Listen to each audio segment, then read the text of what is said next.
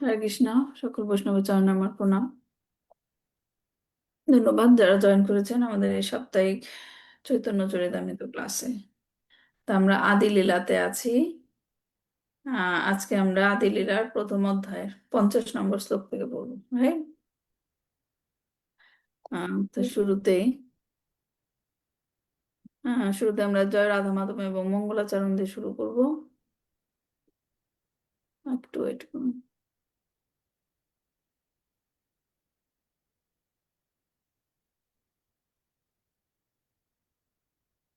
জয় রাধা মাধব কুঞ্জ বিহারী, জয় রাধা মাধব কুঞ্জ বিহারী, জয় গোপীজন বল্লভ গিরিবরধারী,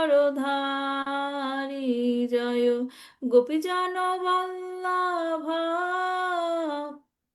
গিরিবরধারী, যশোদানন্দন ব্রজ জনরঞ্জন, যশোদানন্দন ব্রজ জনরঞ্জন, যমুনা তীরাবনচারী,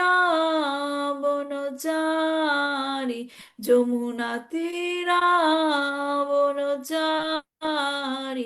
জয় রাধা মাধব কুঞ্জ বিহারী, জয় রাধা মাধব কুঞ্জ বিহারী, হরে কৃষ্ণ কৃষ্ণ কৃষ্ণ কৃষ্ণ হরে হরে, হরে রাম রাম রাম রাম হরে হরে, জয় প্রভুপাদা প্রভুপাদা প্রভুপাদা, জয় প্রভুপাদা, জয় জয় প্রভুপাদ প্রভুপাদ প্রভুপাদ, জয় জয় প্রভুপাদ। নিতাই গৌরা হরি বল হরি বল হরি বল, নিতাই গৌরা হরি বল। ওম অজ্ঞানতিমিরাन्धस्य ज्ञानाञ्जनशलाकया चक्षुर्मिलितं येन तस्मै श्रीगुरवे नमः। श्रीचैतन्यमनोभीष्टं स्थापितं येन भूतले स्वयं रूपा कदा मह्यं ददाति स्वपदान्तिकं। वन्देऽहं श्रीगुरु श्रीयुतपदकमलं श्रीगुरुन् वैष्णवांश्च श्रीरूपं साग्रजातं सहगण रघुनाथान्वितं तं सजीवं साद्वैतं सावधूतं परिजनसहितं कृष्णचैतन्यदेवं श्रीराधाकृष्णपादान् सगण ललिता श्रीविशाखान्वितांश्च नामयं विष्णुपादाय कृष्णप्रस्थाय भूतले श्रीमते भक्तिवेदांत स्वामिनिति नामिने। नमस्ते सरस्वती देवे गौरवाणी प्रचारिणे निर्विशेष शून्यवादी पाश्चात्य देशतारिणे। वाञ्छाकल्पतरुभ्यश्च कृपा सिन्धुभ्येव च पतितानां पावनेभ्यो वैष्णवेभ्यो नमो नमः। नमो महावदन्नाय कृष्ण प्रेम प्रदाय कृष्ण कृष्ण चैतन्य नाम्ने गौरतिष्ये नमो नमः। अनार्पितं चरिं चिरात् करुणावतीर्न काल समर्पयितमुन्नत उज्ज्वल रसं भक्तिश्रिया। हरे पुराता सुंदरा धुति कदम बसंती विद्या सदा हृदय कांदरे स्फुरद वसचिरंदना जन लंबिता भुजाओ कनकवदाताओ संकीर्तनायक पीतारो कमलायताक्षाओ विश्वम्भर द्विज भारो जुग धर्म पालाओ वंदे जगत प्रिय करा करुणावतीर्णाओ पंचतत्माकं कृष्णं भक्त रूप स्वरूपकं भक्तवतरं भक्तखं नमामि भक्त शक्तिकं। जय श्री कृष्ण चैतन्य प्रभु नित्यानंद श्री अद्वैत गदाधर श्रीवासादि गौर भक्तवृंद। हरे कृष्णा कृष्ण कृष्ण हरे हरे, हरे राम राम राम हरे हरे, हरे कृष्णा कृष्ण कृष्ण हरे हरे, हरे राम राम राम हरे हरे, हरे कृष्णा कृष्ण कृष्ण हरे हरे, हरे राम राम राम हरे हरे। श्री श्री चैतन्य चरितामृत की जय, श्रील प्रभुपाद की जय, निताई गौर प्रेमानंदे। हरि हरि बोल।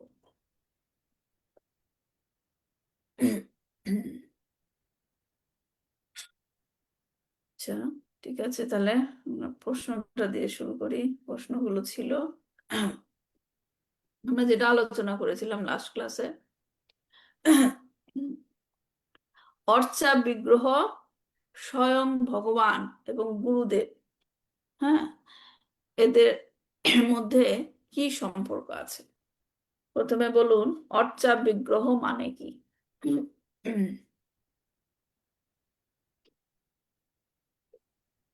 হরে কৃষ্ণ মাতাজি, আমি বলবো। বলে। অর্চা বিগ্রহ হচ্ছে মন্দিরে যে সেবিত বিগ্রহ, হুম। আর স্বয়ং ভগবান এবং অর্চা বিগ্রহের মধ্যে কোনো পার্থক্য নেই। আর গুরুদেব হচ্ছেন ভগবানের প্রতিনিধি। অর্চা বিগ্রহের বিশেষত্বটা কি?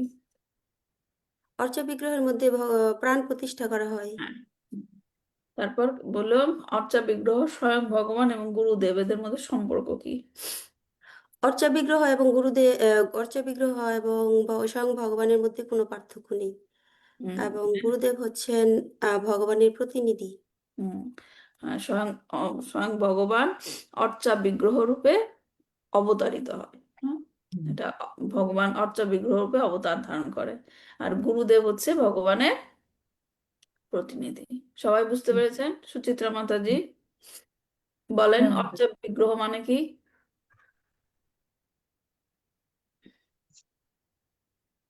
অর্চা বিগ্রহ মানে কি? অর্চা বিগ্রহ হচ্ছে ভগবানের এক রূপ অবতার। হ্যাঁ, কেন কেন? এবং শালকা মাতাজি বললো বিশেষত্ব কি? হ্যাঁ, অর্চা বিগ্রহের মধ্যে কি থাকে? ওই ভগবানের প্রাণ ভগবানের প্রতিষ্ঠা করা, প্রতিনিধি। প্রাণ প্রতিষ্ঠা একটু করা। প্রাণ প্রাণ প্রতিষ্ঠা করা। প্রতিষ্ঠা। এই জন্য মন্দিরে যে বিগ্রহ আরাধনা করা হয় সেটা মূর্তি না, right? সেটা হচ্ছে মূর্তি না পাখি বিগ্রহ। বিগ্রহ, সেই বিগ্রহের সাথে ভগবানের কোনো পার্থক্য মিল নাই। পার্থক্য নেই। হ্যাঁ, ভগবানকে যাতে তার ভক্তরা অর্চনা করতে পারে, ভজনা করতে পারে, এর জন্য ভগবান অর্চা বিগ্রহ রূপে নেমে এসেছে পৃথিবীতে আমাদের জন্য। ঠিক আছে? তো অর্চা বিগ্রহ স্বয়ং ভগবান গুরুদেবের মধ্যে সম্পর্ক কি? অর্চা বিগ্রহ স্বয়ং ভগবানের মধ্যে কোনো পার্থক্য নেই, এবং গুরুদেব হচ্ছে ভগবানের প্রতিনিধি। প্রতিনিধি। প্রতিনিধি। ঠিক আছে? 2 নম্বর প্রশ্নটা সুচিত্রা মাতাজি উত্তর দিবেন। 48 নম্বর শ্লোকে ভগবান ভক্তদের কোন বিশেষ গুণের কথা উল্লেখ করেছেন? 48 নম্বর শ্লোকে। এখানে গভীর প্রেম ও ভক্তির মাধ্যমে সেবা করার গুণের কথা বলা হয়েছে। না, কিন্তু একটা বিশেষ গুণের কথা বলেছেন। ভক্তরা কি করে? ভক্তরা ভগবানের কাছে চিরঋণী হ্যাঁ, চিরঋণী। চিরঋণী চিরঋণী, হয়ে কৃতজ্ঞ। থাকবে, মানে হ্যাঁ, কি করে এটাকে? কৃতজ্ঞ। কৃতজ্ঞ। ভগবানের, হ্যাঁ, হ্যাঁ, কৃতজ্ঞ। ভগবানের প্রতি কৃতজ্ঞ থাকে তারা। হ্যাঁ, এবং কারণ যা কিছু ঘটছে তার জীবনে, সে ভাবে সে ভাবে হ্যাঁ, কি, সে মনে করে, সে বিশ্বাস করে যে ভগবানের কৃপাতেই ঘটছে, কাছে কারণ আমি ভগবানের প্রতি সে সদা সর্বদা কৃতজ্ঞ। কৃতজ্ঞ। এটা হচ্ছে ভক্তদের একটা বিশেষ গুণ। আচ্ছা, কৃষ্ণ ভাবনামৃত অনুশীলনের পরিপূর্ণতা বা উন্নতি কখন উপলব্ধি করা যায়? রত্নগর্ভা মাতাজি বলেন। হরে কৃষ্ণ মাতাজি, আমাকে বলছেন? হ্যাঁ, 3 নম্বর প্রশ্নের উত্তরটা বলেন। যখন আমি বুঝতে পারি যে ভগবানের কাছে আমি ঋণী, হুম। তখন আমি কৃষ্ণ ভাবনামৃত অনুশীলনের পূর্ণতা বা উন্নতি উপলব্ধি করতে পারি। না, আমি নিজে উপলব্ধি করব না, মানে এটা হচ্ছে পূর্ণতা। এটা হচ্ছে পূর্ণতা, যে যখন নাকি কেউ সেবা করতে করতে ভগবানের প্রতি যে তার ঋণ, সেটা সে হ্যাঁ, উপলব্ধি ঋণী। করতে পারে, এবং কি এটা বেড়েই চলে, এটা হ্যাঁ, কমে না, এটা খালি বাড়তেই থাকে, ঋণ বোধটা দিন দিন বাড়তে থাকে। হ্যাঁ, ঋণবোধটা দিন হ্যাঁ, দিন বাড়তেই থাকে, যত বাড়বে তত মনে হবে, মানে সেটারই প্রমাণ হলো যে কৃষ্ণ ভাবনামৃত অনুশীলনে উন্নতি হচ্ছে। ঋণের ঋণের জিনিসটা বাড়তেই থাকবে। আচ্ছা, ঠিক আছে। 4 নম্বর প্রশ্নটা কি ছিল? 49 নম্বর শ্লোক, এখানকার 49 নম্বর চৈতন্য চরিতামৃতের, যেটা ভগবদ গীতা থেকে 10ম অধ্যায়ের 10 নম্বর শ্লোক, সেখানে উল্লেখিত ভগবানের কোন কৃপার কথা বলা হয়েছে? ভগবান কৃপা করবে, কোন কৃপার কথা বলা হয়েছে?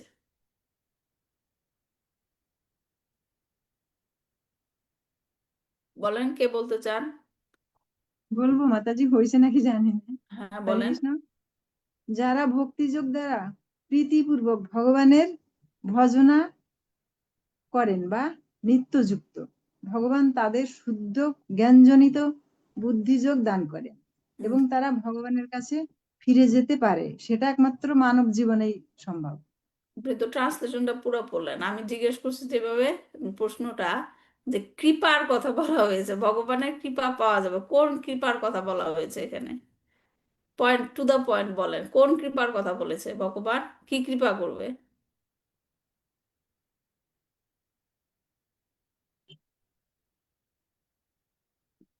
প্রীতিপূর্বক ভগবানের ভজনা।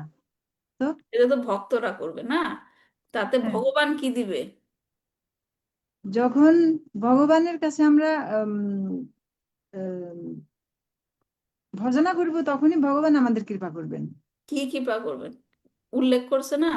কি ভগবান কি দিবেন আমাদের? বুদ্ধি জ্ঞান।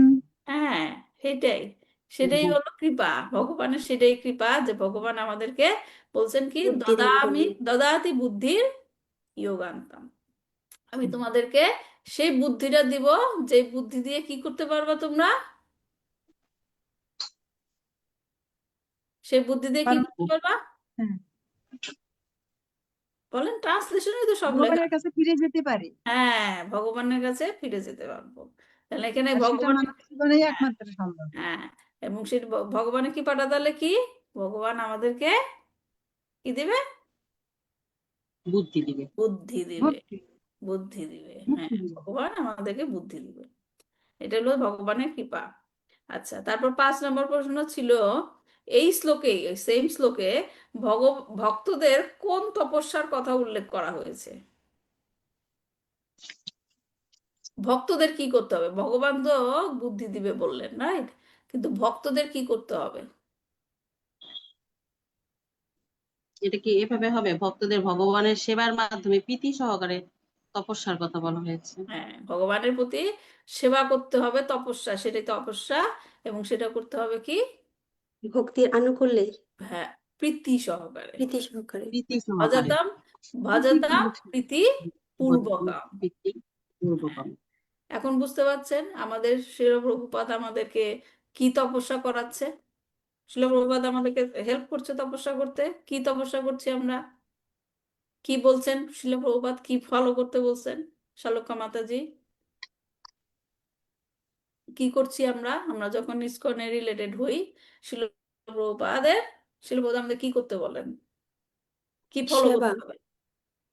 আমরা কি ফলো করি? আমরা ভগবানের সেবা 4টা রুলস ফলো হ্যাঁ, করি। কি কি ফলো করি? কি কি ফলো করি বলেন? 4 রেগুলেটরি প্রিন্সিপাল কি কি?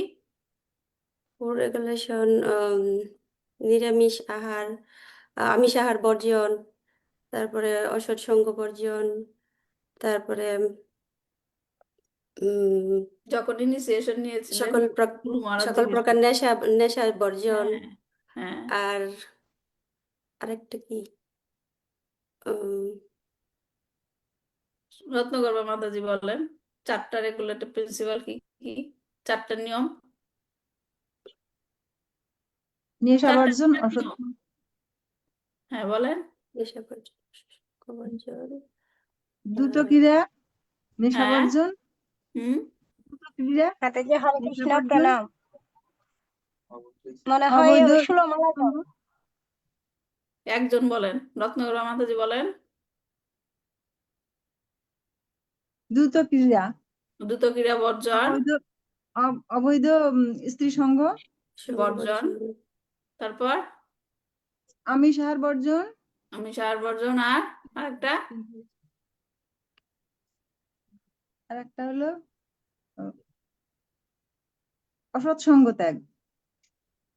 বলছি, তাই কি? কার মনে আছে? 16 মালা জপ করা। না, উম, কার মনে আছে বলেন? উম,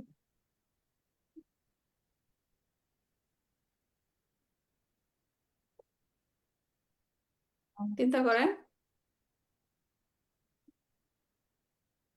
no meat eating, no gambling, no talk intoxication, no illicit um, sex, right?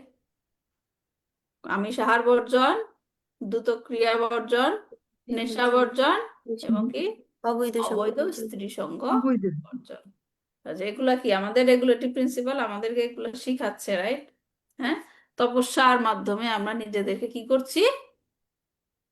শুদ্ধ করছি, রাইট? এখন আমরা যাই করছি সেটা কি করতে হবে? প্রীতি সহকারে করতে হবে, প্রীতি সহকারে করতে হবে। তাহলে ভগবান আমাদেরকে কি দিবেন? বুদ্ধি দিবেন, যে বুদ্ধির দ্বারা আমরা তার কাছে ফিরে যেতে পারবো। ভগবানের প্রতি প্রীতিপূর্বক সেবা করার অর্থ কি? কখন সেই রকম সেবা করা সম্ভব হয়? তাপসী মাতাজি পেয়েছেন উত্তর? হরে কৃষ্ণ মাতাজি, না পাইনি ওটা। ভগবানের প্রতি প্রীতিপূর্বক সেবা করার অর্থ কি? মানে আনন্দ সহকারে সেবা করা, করতে হবে মন চাচ্ছে না তাই করছি তা না, হুম। হ্যাঁ, প্রীতি সহকারে করতে হবে। কখন সেটা সম্ভব হয়? অবিচ্ছিন্ন সতত যুক্ত থাকার মাধ্যমে তা সম্ভব। হ্যাঁ, কখন হবে? সতত যুক্ত আমি থাকতে পারবো কখন? কৃষ্ণের সাথে আমরা যখন সংযুক্ত। কৃষ্ণের সাথে আমরা যখন ভগবানের সাথে সর্বদা যুক্ত থাকবো। হ্যাঁ, সেটা তো ফলাফল, যে হুম হুম। যুক্ত থাকতে পারবো ভগবানের সাথে, কিন্তু কি করলে সেই ফলটা পাবো? ভগবানের সাথে প্রীতিপূর্বক সেবা করলে ভগবানকে। সেটাই তো প্রশ্ন ছিল। হরে কৃষ্ণ মাতাজি, ধন্যবাদ প্রণাম। অবিচ্ছিন্ন সতত যুক্ত থাকার ফলে। হ্যাঁ, সেটা যুক্ত তো থাকবো, যুক্তটা থাকতে পারবো কিভাবে? যুক্ত থাকলে ভক্ত সঙ্গ মাতাজি, হ্যাঁ, ভক্ত সঙ্গ। ভক্ত যখন সঙ্গ করতে গেলে আমাদের মনে কি থাকতে হবে? প্রীতিপূর্বক মনে যে 6টা অনর্থ, অনর্থ 6টা অনর্থ যদি দূর করতে পারি তাহলে সেই জিনিসটা আসবে। মনে ভগবানের প্রতি সতত যুক্ত থাকতে পারবো, ভগবানের প্রতি প্রীতিপূর্বক সেবা করতে পারবো, রাইট? 6টা অনর্থ থাকলে কি করবে? 6টা অনর্থ শুধুমাত্র টেনে নিয়ে আসবে, যেতে দিবে না কৃষ্ণের কাছে। তো এখন সেই 6টা অনর্থ কি কি? কাম, কাম, কাম, ক্রোধ, লোভ, মোহ, ক্রোধ, মোহ, মাৎসর্য। মাৎসর্য। লোভ, কাম, মোহ, মদ, মাৎসর্য। good. কাম, ক্রোধ, লোভ, মোহ, মদ, লোভ, মাৎসর্য, মাৎসর্য। সেগুলা থেকে দূর করতে হবে। মাৎসর্য হচ্ছে হাইয়েস্ট, হাইয়েস্ট। এটা এই হাইয়েস্ট মানে কি? এই জিনিসটা হলো সবকিছু নষ্ট করে দেয়। মাৎসর্য মানে কি? অন্যের প্রতি ঈর্ষা। পরনিন্দা। হিংসা, অন্যের প্রতি হিংসা। হুম, হ্যাঁ, নির্মৎসর হতে হয়। ভাগবতমে লেখা আছে নির্মৎসর, নির্মৎসর হতে হবে। হ্যাঁ, তো এই কাম, ক্রোধ, লোভ, মোহ, মদ সেগুলাই হচ্ছে কি কি করে?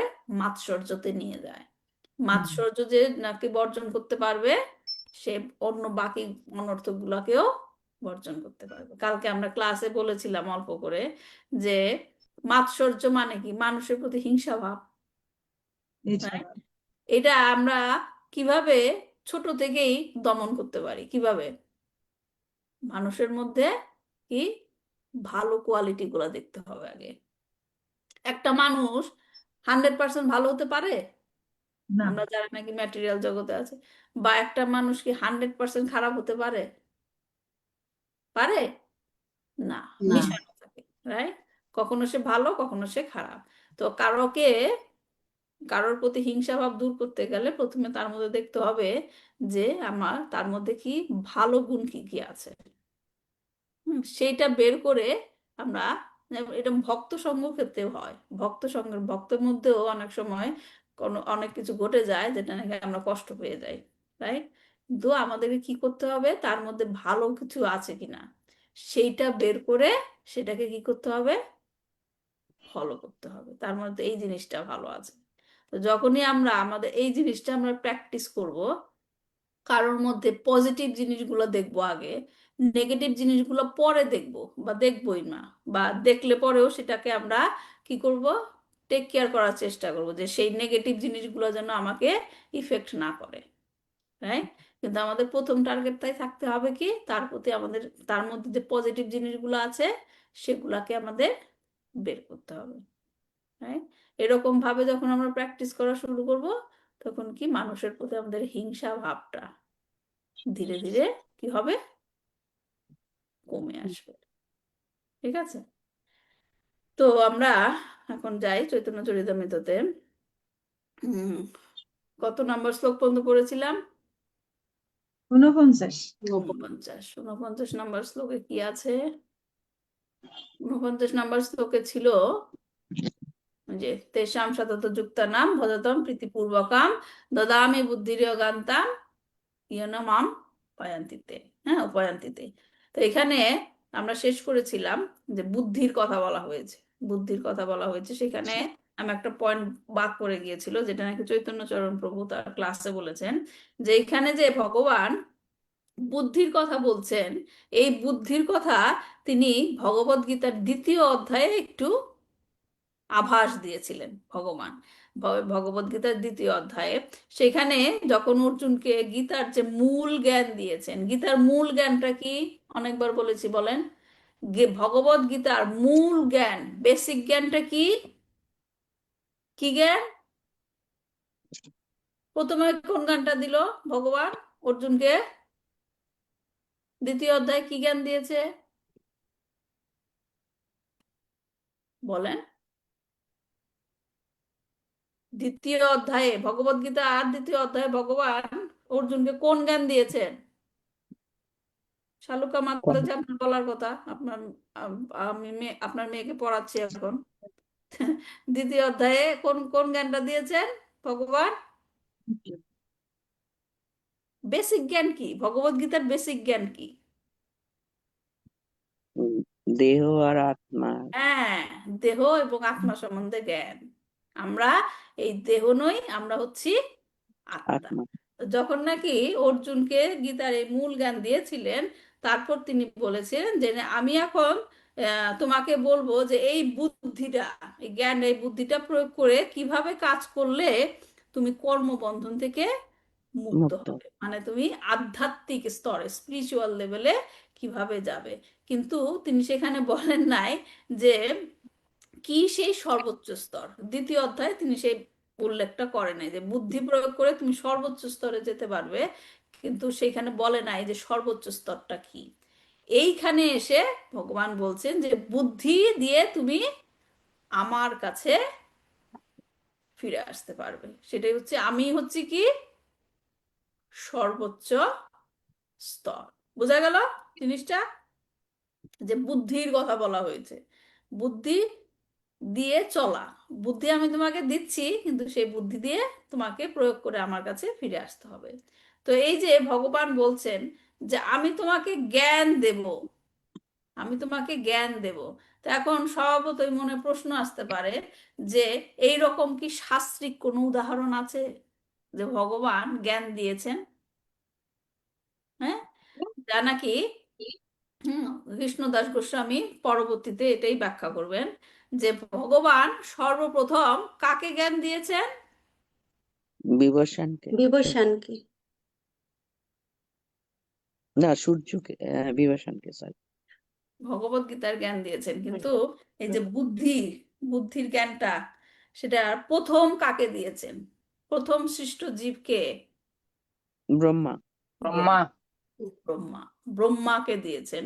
যে সেটাই আহ কৃষ্ণদাস গোস্বামী এখানে পরবর্তীতে বলছেন যে শ্রীমদ্ ভাগবতমেও লেখা আছে প্রথম শ্লোকে কি, তেনে ব্রহ্মা হৃদয়ে আদি কবয়ে।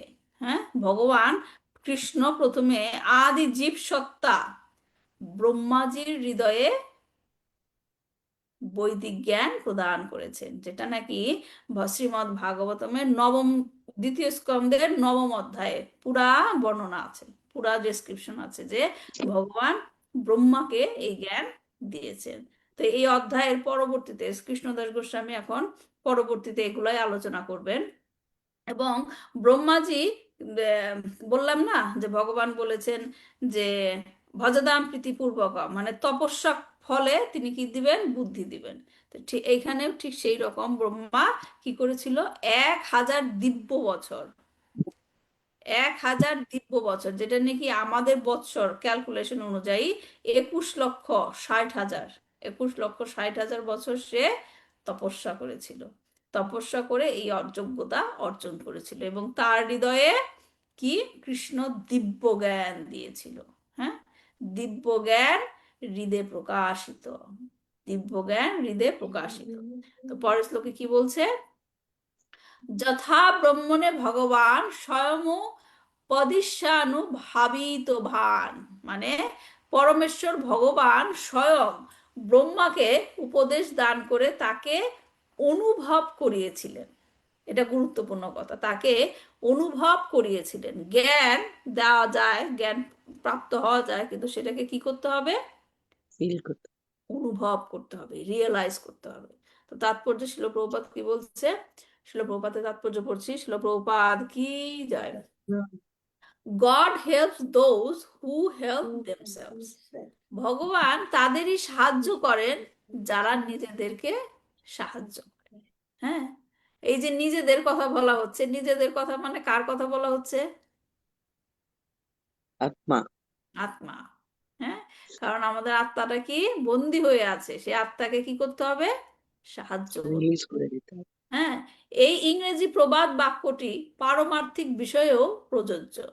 অন্তর থেকে ভগবানের গুরুরূপে সাহায্য করার বহু নিদর্শন শাস্ত্রে রয়েছে। গুরুরূপে তিনি ব্রহ্মাণ্ডের সৃষ্টিকর্তা ব্রহ্মাকে উপদেশ দান করেছিলেন। ব্রহ্মার যখন জন্ম হয় তখন তিনি জানতেন না কিভাবে তার সৃজনী শক্তিকে সৃষ্টি কার্যে নিয়োগ করবেন। আদিতে কেবল শব্দ ছিল, সেই শব্দ তপ কথাটি স্পন্দিত করছিল, যার অর্থ হচ্ছে পারমার্থিক তত্ত্বজ্ঞান লাভের জন্য তপশ্চর্যা করা। তত্ত্বজ্ঞান লাভের জন্য ইন্দ্রিয় সুখের চেষ্টা থেকে বিরত হয়ে সব রকমের অসুবিধা স্বীকার করতে হবে। তাকেই বলা হয় তপস্যা, যেটা আমরা মেনশন করলাম যে কি আমিষ বর্জন। আমিষ বর্জন করতে গেলে কি করতে হবে? ইন্দ্রিয় তৃপ্তি বর্জন করতে হবে।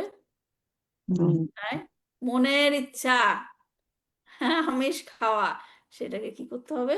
বর্জন করতে হবে, তবেই সেটাকে কি বলা হবে? তপস্যা। তপস্যা। তপস্যা। হ্যাঁ, ইন্দ্রিয় উপভোগকারীরা কখনোই ভগবান, ভগবত ভক্তি এবং তত্ত্ববিজ্ঞান উপলব্ধি করতে পারে না। বোঝা গেল কথাটা? যারা নাকি ইন্দ্রিয় সুখে ব্যস্ত, ইন্দ্রিয় সুখে ব্যস্ত, ইন্দ্রিয় তৃপ্তিতে ব্যস্ত, তারা কখনো ভগবানকে বুঝতে পারবে না, যতই চেষ্টা করুক। কারণ ভগবানের ইন্দ্রিয়কে আমার তৃপ্ত করতে হবে, আমার ইন্দ্রিয় না। রাইট? এই যে এই কথাটা যে ভগবানের ইন্দ্রিয়কে তৃপ্ত করলে অটোমেটিক্যালি আমার ইন্দ্রিয় তৃপ্ত হয়ে তৃপ্ত যাবে। হয়ে যাবে। রাইট? কালকে ক্লাসে উদাহরণ দিয়েছিলাম, শালক্য মাতাজি বলতে পারবেন? গাড়িতে এসির কথা বলেন তো, সবার সাথে শেয়ার করেন, কি বলেছিলাম উদাহরণটা? যে ভগবানের ইন্দ্রিয় তৃপ্ত হলে আমাদের সকলের ইন্দ্রিয় তৃপ্তি হয়ে যাবে। এটা একটা উদাহরণ দিয়ে আমরা বুঝতে পারি। হ্যাঁ মাতাজি, আপনি বলেন। বলছিলেন যে যদি মালিকের গাড়িটা একজন চালক চালাচ্ছে, হুম। কিন্তু সে তার অনেক গরম লাগছে, কিন্তু সে সেটা বলতে পারছে না যে আমি এসি চালাবো কিনা। হুম। কিন্তু যখন মালিক বলল যে এসিটা চালিয়ে দাও, তখন সে এসি চালানোর পর সে নিজে নিজে মানে তৃপ্তি পেল, এবং মালিকও তৃপ্তি পেল, এরকম। বুঝতে পারছেন উদাহরণটা? যে গাড়িতে চলছে, ড্রাইভার চালাচ্ছে, কিন্তু ড্রাইভারের খুব গরম লাগছে। হ্যাঁ, এখন সে ছাড়তে পারছে না এসিটা, রাইট? কারণ মালিক কিছু বলে নাই। এখন মালিকের গরম লাগলো, এখন মালিক বলে এই এসিটা ছেড়ে দাও। তো এসি ছাড়ার ফলে কি হলো? মালিকের সবাই দুজনেরই মালিকের দুজনেরই ঠান্ডা লাগলো, মানে তার ইন্দ্রিয় তৃপ্তি হলো। তো হ্যাঁ, মালিকের দুজনেরই যখন ইন্দ্রিয় ইন্দ্রিয় তৃপ্তি হলো। তৃপ্তি হলো, সেই সাথে সাথে ড্রাইভারেরও ইন্দ্রিয় তৃপ্তি হচ্ছে। হচ্ছে তো, একই এসির বাতাস সেও পাচ্ছে, রাইট? তার মানে ভগবান মালিক যে, তার ইন্দ্রিয় তৃপ্তি সাধনের মাধ্যমে আমরা আমাদের নিজের ইন্দ্রিয় তৃপ্তি সাধন করতে পারি। সম্পাদিত হয়। হ্যাঁ, কিন্তু আমরা যদি শুধুমাত্র নিজের ইন্দ্রিয় তৃপ্তির উপরই থাকি, রাইট? হ্যাঁ, যে যেটা নাকি তপস্যার মধ্যে লেখা আছে, বর্ণিত আছে, শিল প্রভুপাদ দিয়েছেন কি আমিষ আহার বর্জন, তারপর কি আরো আরো যেটা আমরা করলাম যে অবৈধ স্ত্রী সঙ্গ বর্জন, তারপর সকল কি? প্রকার দ্রুত ক্রিয়া বর্জন, দ্রুত ক্রিয়া বর্জন, জুয়া হ্যাঁ, খেলা, এগুলো নেশা বর্জন, সমস্ত কিছুই হলো আম, আসলে কলিকাল। এগুলো তো অন্য অন্য ক্লাসের মধ্যে চলে যাচ্ছে। কলি কলিকে যখন তাকে ছেড়ে যেতে বললো পরীক্ষিত মহারাজ, না তুমি আমার রাজত্বে থাকতে পারবে না, তখন কলি বলল যে তাহলে আমি কোথায় থাকবো? হ্যাঁ, তখন তাকে এই 4টা জায়গায় থাকতে বলেছিল হুম, কলিকে। হ্যাঁ, হ্যাঁ, এজন্য এই 4টা জিনিস নিয়ে যারা ইন্দ্রিয় সুখে থাকে তারা ঘোর কলিকালের মধ্যে থাকে। এখন ঘোর কলিকালের মধ্যে থাকলে ভগবানকে পাওয়া যাবে? না, পাওয়া যাবে না। ঘোর কলিকালের মধ্য থেকে আমাদেরকে বের হতে হবে। সেজন্যই এই যে 4 রেগুলেটরি প্রিন্সিপাল, এটা বলা হয়েছে শিল প্রভুপাদ, যেটা প্র্যাকটিস করো। এই প্র্যাকটিসের মাধ্যমে আমরা কি কলিকালের প্রভাব থেকে নিজেকে মুক্ত, করতে পারে। এটা শুধু শুধু না যে হুইমজিক্যালি শিল প্রভুপাদ বলেছেন, না, সেটা না। এগুলো প্র্যাকটিসের মাধ্যমে আমাদের নিজেদেরকে শুদ্ধ করতে হবে, শুদ্ধ করতে হবে। আর অন্য একটা জায়গায় পড়েছিলাম যে ভগবান বলেছে যে আমাকে যে ভালোবাসে সে কি সর্বপ্রাণীকে ভালোবাসে, রাইট? অন্য প্রাণীকে হত্যা করে যদি সে বলে আমি ভগবানের ভক্ত, ভগবানকে ভালোবাসি, এটা হচ্ছে কি মিথ্যা কথা। কারণ সমস্ত জীব হচ্ছে ভগবানের কি অংশ। ভগবানের সন্তান, অংশ। সন্তান, রাইট? এখন আমার ইন্দ্রিয়ের জন্য, আমার ইন্দ্রিয় তৃপ্তির জন্য যদি আমি পশু হত্যা করি, রাইট, পশু Yes. হত্যা করি, তাহলে কি ভগবান খুশি হবে? না, না। তাহলে ভগবান যদি খুশি না হয়, ভগবান কি আমাদেরকে বুদ্ধি দিবে? না, বুদ্ধি না দিলে কি ভগবানকে বুঝতে পারবো? না, সব না, ভগবান ভগবানকে বুঝতে না পারলে কি ভগবানের কাছে যেতে পারবো? না, না, সম্ভব না। যতই পূজা অর্চনা, যতই কিছু করো, কোনোভাবে এটা সম্ভব না। এজন্য এখানে কি বলছে, ইন্দ্রিয় উপভোগকারীরা কখনোই ভগবত ভক্তি এবং তত্ত্ববিজ্ঞান উপলব্ধি করতে পারে না। বলে নাই যে পড়তে পারে না, পড়তে পারবে, সবই পড়তে পারবে, কিন্তু কি করতে পারবে না? বুঝে উপলব্ধি করতে পারে না। উপলব্ধি উপলব্ধি করতে পারবে না, উপলব্ধি করতে পারে। রিয়েলাইজ করতে পারবে না, রিয়েলাইজেশন হবে না। ওকে, তাই ব্রহ্মা যখন তপ শব্দের দ্বারা শ্রীকৃষ্ণের কাছে দীক্ষিত হয়েছিলেন, তখন তিনি তপশ্চর্যা শুরু করেছিলেন এবং ভগবানের কৃপায় দিব্য জ্ঞান লাভ করার মাধ্যমে চিন্ময় জগৎ, বৈকুণ্ঠ লোক দর্শন করতে পেরেছিলেন। হ্যাঁ, আমরা এটা পড়বো, আমি ওখান থেকে অনুবাদটা নিয়েছি এখানে। আধুনিক যুগের বৈজ্ঞানিকেরা রেডিও, টেলিভিশন, কম্পিউটার প্রভৃতি আবিষ্কার করার মাধ্যমে জাগতিক সব কিছুর সঙ্গে যোগাযোগ স্থাপন করতে সক্ষম হয়েছে, কিন্তু তপশ্চর্যার মাধ্যমে মানব জাতির আদি পিতা ব্রহ্মা যে বিজ্ঞান আয়ত্ত করেছিলেন তা ছিল আরো সূক্ষ্ম। এমন একটি সময় আসবে যখন জড়বৈজ্ঞানিকেরাও জানতে পারবে কিভাবে আমরা বৈকুণ্ঠ জগতের সঙ্গে সংযোগ স্থাপন করতে পারি। ব্রহ্মা পরমেশ্বর ভগবানের শক্তি সম্বন্ধে জানতে অনুসন্ধিৎসু হয়েছিলেন এবং ভগবান তার প্রশ্নের উত্তর দিয়েছিলেন পরবর্তী 6টি শ্লোকে। হ্যাঁ, এটা শ্রীমদ্ ভাগবতমের কথা বলা হচ্ছে। পরম গুরুরূপে পরমেশ্বর ভগবানের দেয়া এই জ্ঞান শ্রীমদ্ ভাগবতের কোথায় উল্লেখ আছে? দ্বিতীয় স্কন্দের, আমি এটা উল্লেখ করেছিলাম এর আগে, দ্বিতীয় স্কন্দের 9ম অধ্যায়ের 31 থেকে 31 34। থেকে 34। হ্যাঁ, 31 নম্বর তবে মেইন যে 4টা শ্লোক সেটা হচ্ছে কি 33 থেকে 36। হ্যাঁ, সেখানে উল্লেখ করা হয়েছে। তো এখন আমরা দেখি যে স্বয়ং ভগবান কি বলছে, যে ইয়াথা ব্রাহ্মণে ভগবান, ঠিক যেমন ব্রহ্মাকে পরমেশ্বর ভগবান স্বয়ং উপদিশ্যা আনুভাবিতাবান, তাকে উপদেশ দান করে, স্বয়ং ভগবান তাকে স্বয়ং উপদেশ দান করে তাকে অনুধাবন করিয়েছিলেন।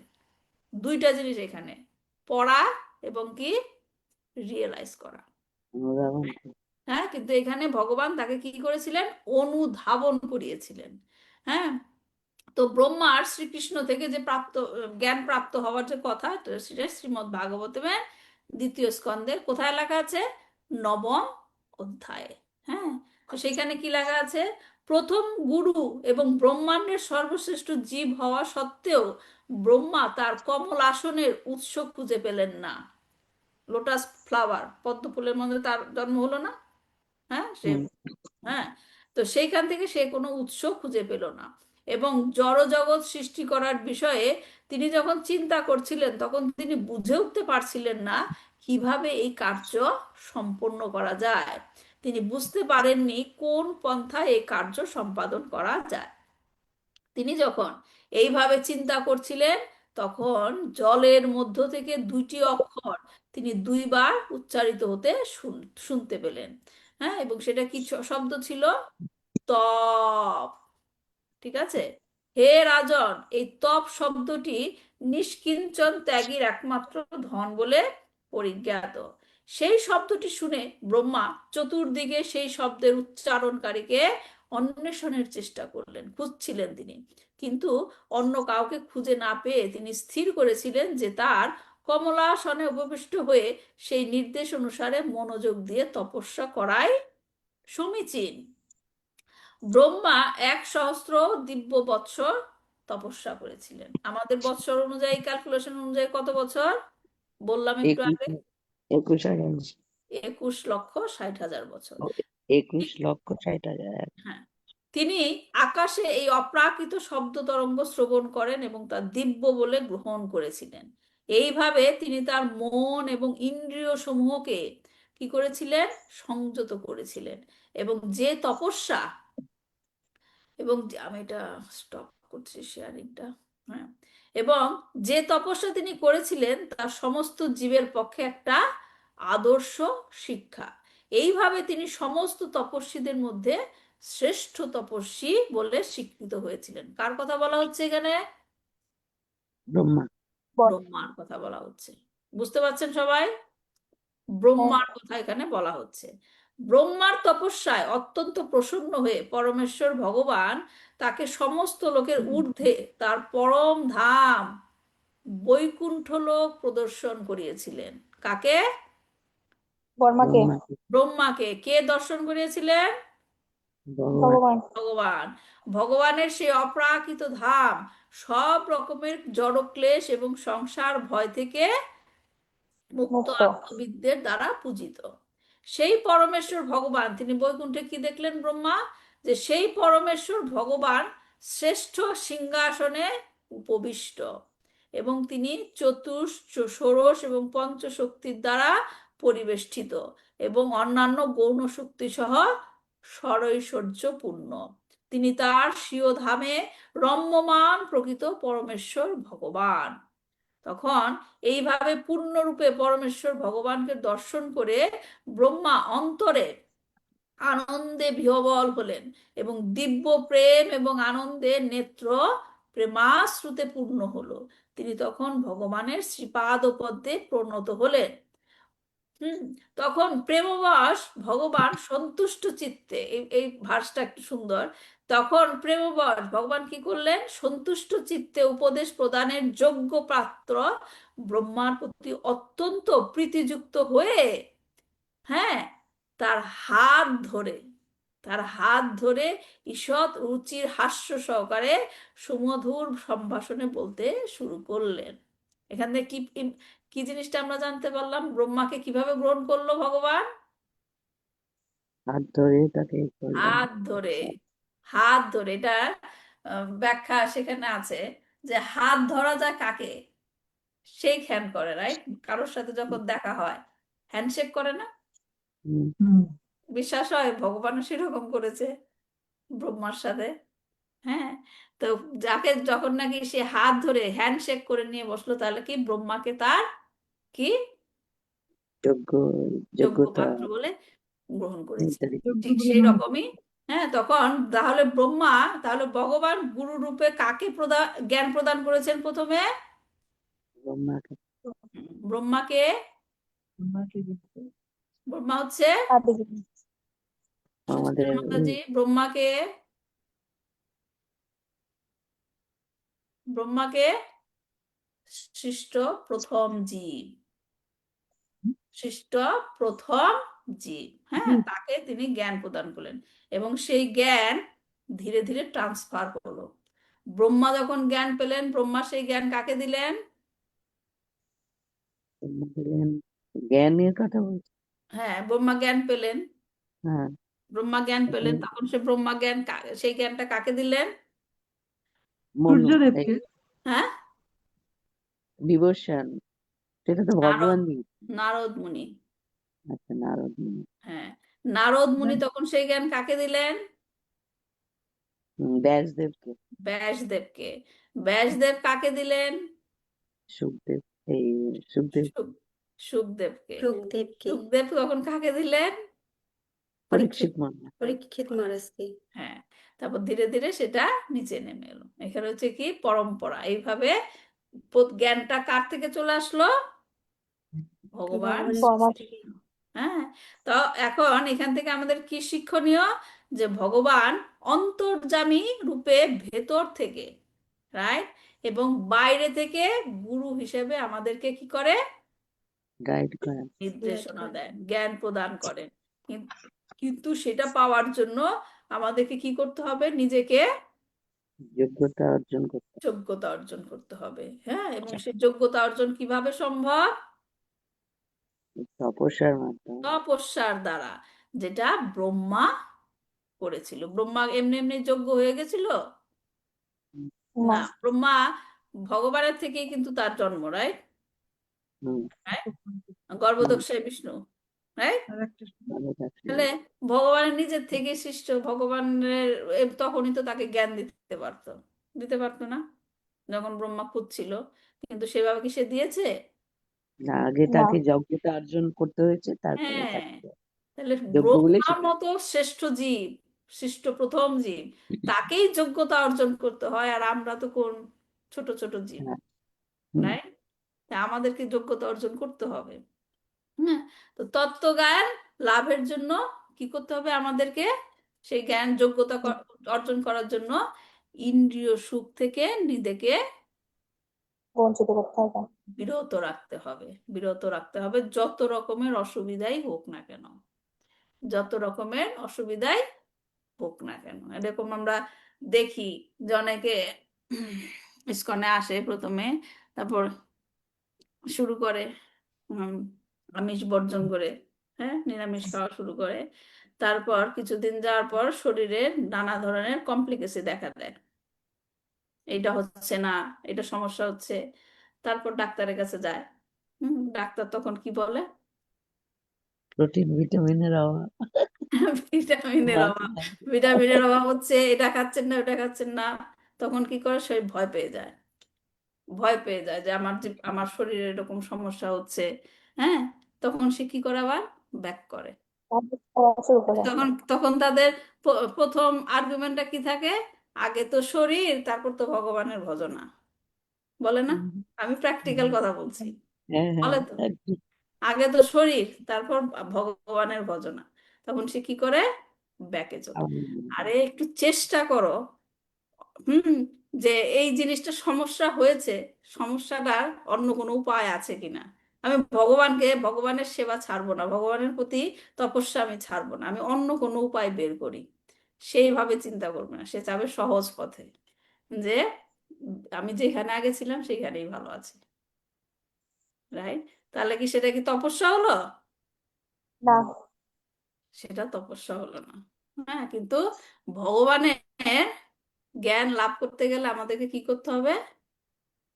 তপস্যা করতে হবে। তপস্যা করে যোগ্যতা অর্জন করতে হবে। হ্যাঁ, তপস্যা করে নিজেকে যোগ্য করতে হবে। হ্যাঁ, আমি সংসারে সবকিছু করছি, সপ্তাহে 2-3 দিন ভাগবতম ক্লাস, চৈতন্য চরিতামৃত ক্লাস, তারপর অন্য ইস্কনে গিয়ে কীর্তন করছি, কিন্তু আমার ইন্দ্রিয় সুখগুলো রয়ে গেছে, আমি সেগুলাকে ছাড়তে পারছি না। হ্যাঁ, তাহলে কি সেইভাবে কি ভগবানকে বোঝা যাবে? ত্যাগ করতে হবে, ত্যাগ করা শিখতে হবে। ত্যাগ করা প্র্যাকটিস করতে হবে, এবং সেই ত্যাগটা কার জন্য করতে হবে? ভগবানের জন্য। ভগবানকে সন্তুষ্টি করার জন্য। হ্যাঁ, তাহলে এখান থেকে কি বুঝলাম আমাদের? যে পরমেশ্বর ভগবান স্বয়ং ব্রহ্মাকে উপদেশ দান করে তাকে অনুভব করিয়েছিলেন। এটি হচ্ছে ইম্পর্টেন্ট পয়েন্ট, অনুভব করতে হবে। শুধুমাত্র পড়লে হবে না, রেগুলার ক্লাস অ্যাটেন্ড করলে হবে না, সেটাকে অনুভব করতে হবে। এবং সেটাকে অনুভব করতে গেলে নিজেকে যোগ্য করতে হবে। যোগ্য করতে গেলে আমাদের কি করতে হবে? তপস্যা করতে হবে। বুঝা গেল? তারপর আমরা 51 নম্বর শ্লোকটা দেখি কি বলছে এখানে। মানে এখন ভগবান বলছে কথা, বোঝা গেছে? এখন ভগবান বলবে কথাগুলো। জ্ঞানং পরম গুহ্যং মে যদ্বিজ্ঞান সমন্বিতম সরহস্যং তদঙ্গং চ গৃহানুগতিতং ময়া। কি বলছে ভগবান? আমি যা বলবো তা মনোযোগ সহকারে শ্রবণ করো, কেননা আমার সম্বন্ধীয় এই দিব্য জ্ঞান কেবল বিজ্ঞান সম্মতই নয়, তা অত্যন্ত রহস্যপূর্ণ। তাহলে দুইটা জিনিস জানতে হবে। কি হবে? একটা হচ্ছে কি? সায়েন্টিফিক বিজ্ঞান, বিজ্ঞান। আর একটা কি? এই জ্ঞান হচ্ছে কি? রহস্য রহস্যপূর্ণ। রহস্যপূর্ণ, মিস্ট্রি। তাহলে কি বলছে? পরম যে জ্ঞানাম পরমা গুচ্ছাম্যে, পরম গুচ্ছ যে জ্ঞান, খুব যত্ন করে। হ্যাঁ, যে আমাদের বাসায় কোনো কিছু যখন সুন্দর জিনিস আনা হয়, বা আপনি যদি দেখেন যে পার্ল, মুক্তা, হ্যাঁ, মুক্তা কিভাবে ঢেকে রাখে না, দুইটা শেল দিয়ে ঢেকে রাখে। যে কোনো জিনিস খুব দামি জিনিস, হ্যাঁ, আমরা সবসময় যত্নে রাখি, তাই লুকিয়ে রাখি, তাই। তো এই জ্ঞানটা, এই জ্ঞানটা যে দিচ্ছে, এটা হচ্ছে কি? গুহ্য জ্ঞান। এটাকে যত্ন করতে হবে। হ্যাঁ, এবং সেই জ্ঞানটা কি? বিজ্ঞান সম্মত এবং রহস্যপূর্ণ। ভগবান বলছে আমি তোমাকে এখন বিশ্লেষণ করব, তুমি কি করবা? মনোযোগ সহকারে শ্রবণ করো। তো এখানে রহস্যময় মানে কি? একটা কনফিডেন্সিয়াল জিনিস আছে। হ্যাঁ, এইখানে কেন রহস্যময় বলছে? হ্যাঁ, ভগবানের জ্ঞান কি সবাই বুঝতে পারে? ভগবানের ধরেন গীতা, এমন দেখা যায় অনেকে 700টা শ্লোক একদম ঝরঝরা মুখস্থ, তারপরও জ্ঞান, গীতার যে জ্ঞান সেটা বুঝতে পারে না, বুঝতে পারে না। তো ভগবানের জ্ঞান বোঝা এত সহজ নয়, কারণ সে এখানে বলছে যে সেটা হচ্ছে কি? রহস্যময়। রহস্যময় কেন? কনফিডেন্সিয়াল একটা কিছু থাকতে হবে, যেটা থাকলে আপনি জ্ঞানটা বুঝতে পারবেন। এবং সেটা কি? ভগবানের প্রতি বিশ্বাস। বিশ্বাস। প্রেম ও ভক্তি। প্রেম ও গভীরতা। ভক্তি। হ্যাঁ, প্রেমাঞ্জনা ভক্তি বিলোচনে না, যেটা নাকি ব্রহ্ম সংহিতায় বলা হয়েছে যে ভগবানকে দেখা যায় না, কিন্তু তারাই দেখতে পারে যাদের চোখ আমার প্রতি প্রেম ভক্তির কাজল দিয়ে আঁকা আছে। শুধুমাত্র সেই চোখ দিয়েই তারা আমাকে দর্শন করতে পারে। হ্যাঁ, তো এখানে বলছে, তাহলে কি বুঝলাম যে প্রেম ও ভক্তি কেন রহস্যময়পূর্ণ? কারণ সেটা হচ্ছে প্রেম ভক্তি থাকতে হবে। কৃষ্ণকে কেবল ভক্তির মাধ্যমে উপলব্ধি করা সম্ভব। যদি কেউ ভগবান শ্রীকৃষ্ণের প্রতি ভক্তি বিকাশ না করে, তাহলে সেই ব্যক্তি ভগবানের কাছে সরাসরি অনুপ্রেরণা পেতে সক্ষম হবে না। এই প্রেম ভক্তি হলো কৃষ্ণকে উপলব্ধি করার রহস্য। ঠিক আছে? প্রেম ভক্তি হলো কৃষ্ণকে উপলব্ধি করার রহস্য। তাই একজনকে কি করতে হবে? ধীরে ধীরে তার বর্তমান অবস্থা থেকে প্রেম ভক্তিতে উন্নতি করতে হবে। ভগবান কৃষ্ণ ভগবদ গীতায় অর্জুনকে জ্ঞান প্রদান করেছিলেন, রাইট? এবং তিনি কি কি বলেছিলেন? যে তোমাকে আমি গুহ্য জ্ঞানটা দিচ্ছি, কারণ তুমি হচ্ছে আমার ভক্ত এবং তুমি হচ্ছে আমার সখা। হ্যাঁ, প্রিয়সীমে সখা চেতি, তুমি আমার খুব প্রিয় এবং এবং তুমি আমার সখা। এবং এইখানে আমরা দেখছি যে ব্রহ্মাকে কেন জ্ঞান দিচ্ছে?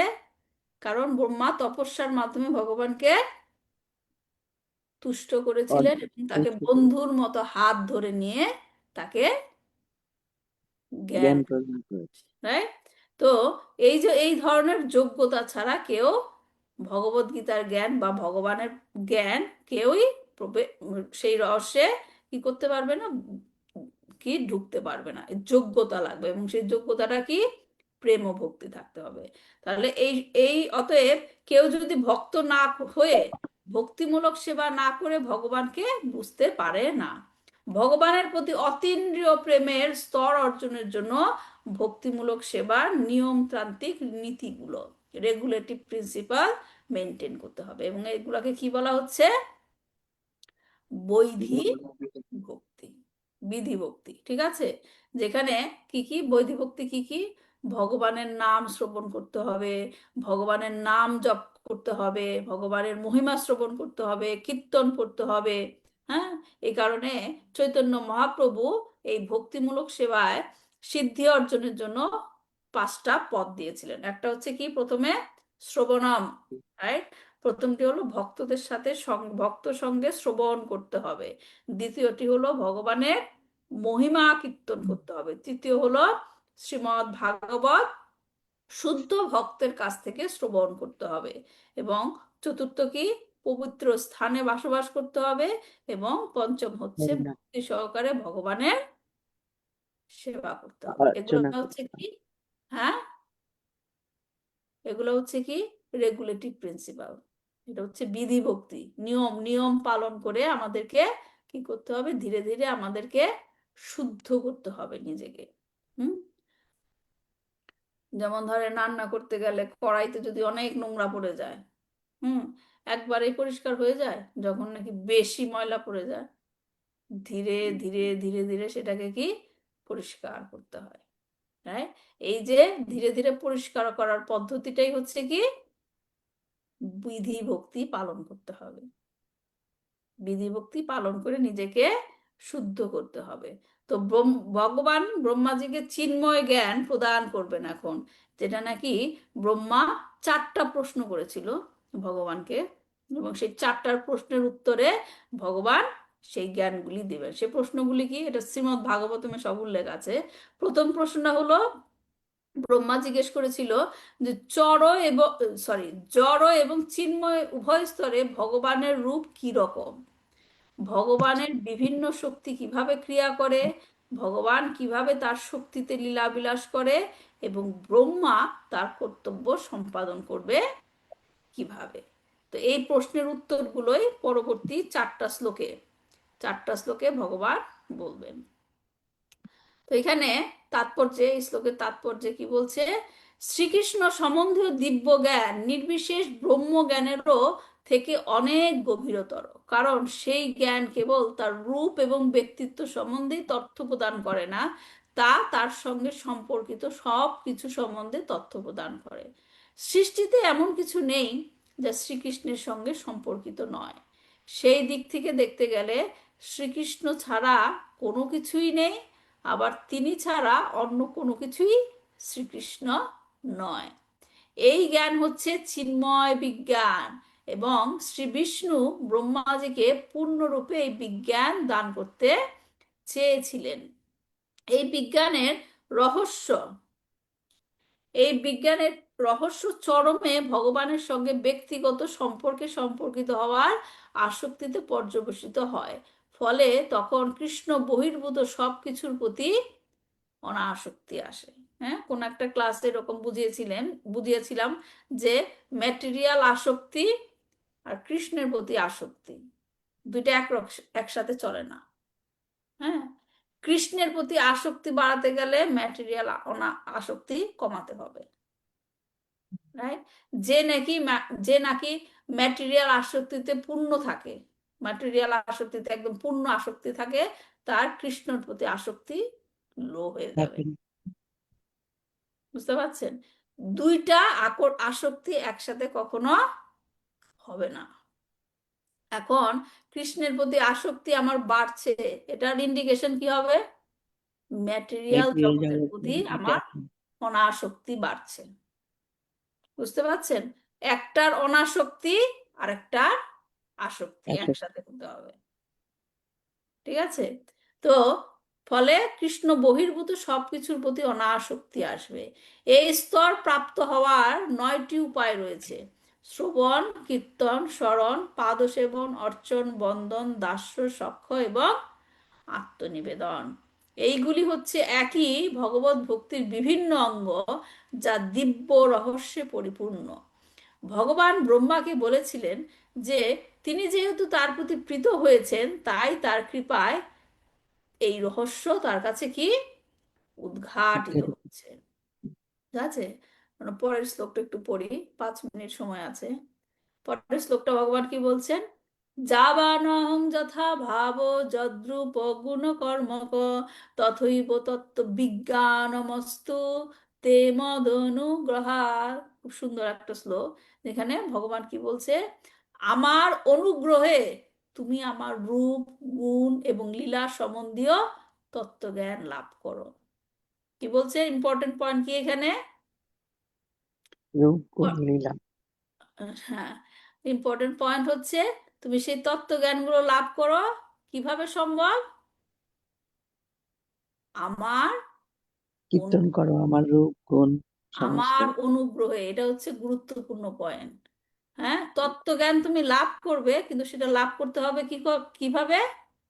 আমার অনুগ্রহে। আমার অনুগ্রহে। একা একা সম্ভব পারবো না। নয়, একা একা সম্ভব নয়। সেটা হচ্ছে আমার অনুগ্রহে, ভগবানের অনুগ্রহে সেটা লাভ করতে হবে। তার তাৎপর্য বলছেন শিলপ্রপাত, ভগবানের অপ্রাকৃত স্বরূপ এক অতি গোপনীয় রহস্য, এবং তার সেই রূপের লক্ষণগুলি জড় উপাদান সম্ভূত সমস্ত বস্তু থেকে সম্পূর্ণ ভিন্ন এবং সম্পূর্ণ রহস্যাবৃত। শ্যাম সুন্দর, নারায়ণ, রাম, গৌর সুন্দর আদি ভগবানের অনন্ত রূপ, এবং তার বিভিন্ন রূপের বর্ণগুলি হচ্ছে শ্বেত, রক্ত, পীত, ঘনশ্যাম প্রভৃতি।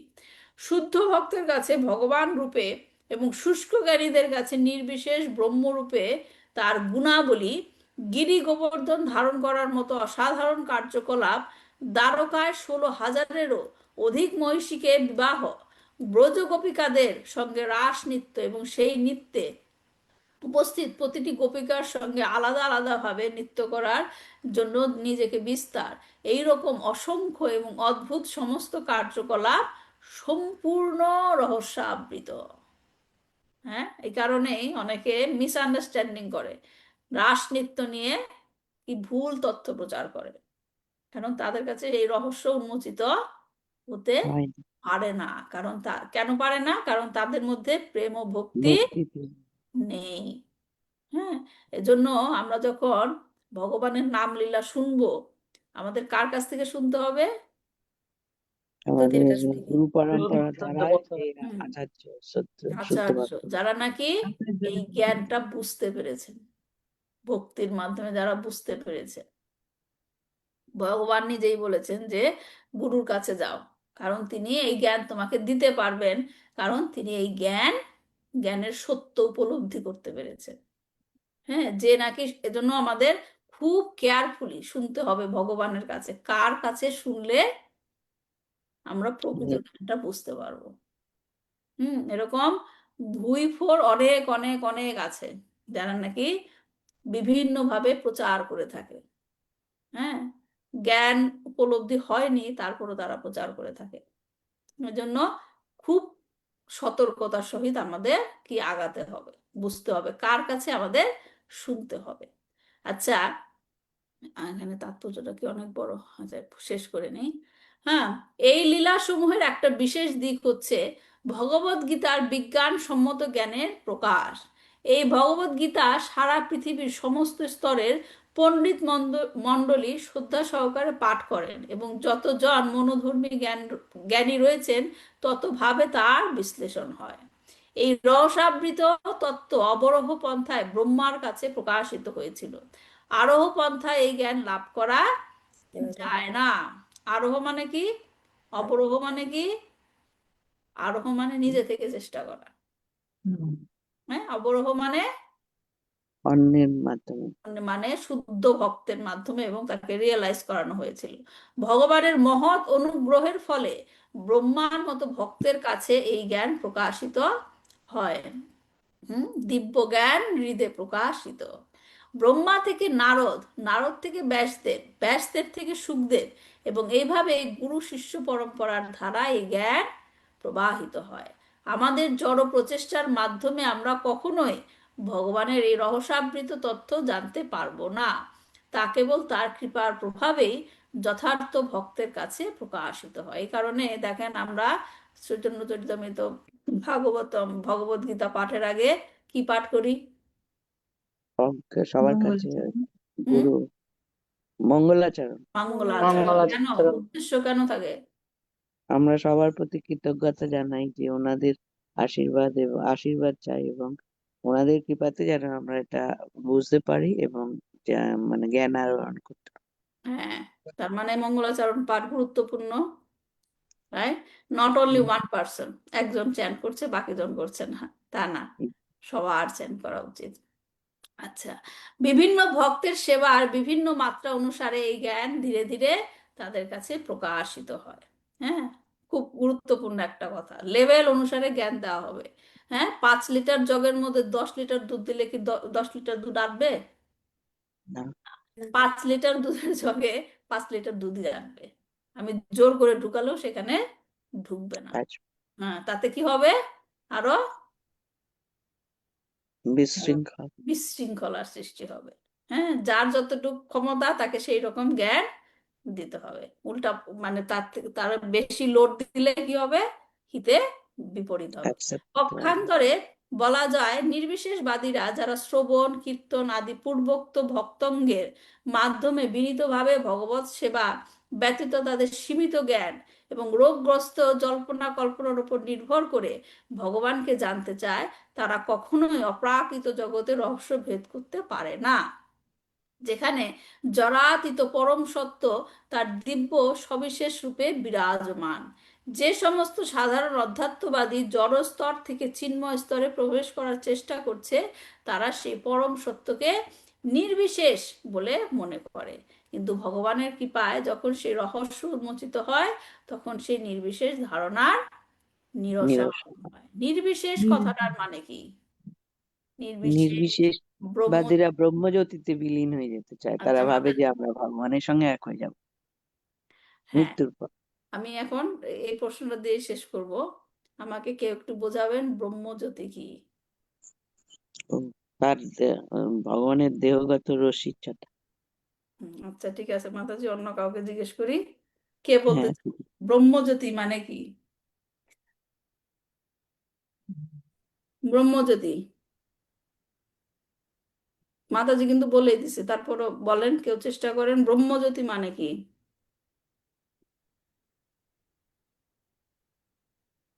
কেউ না?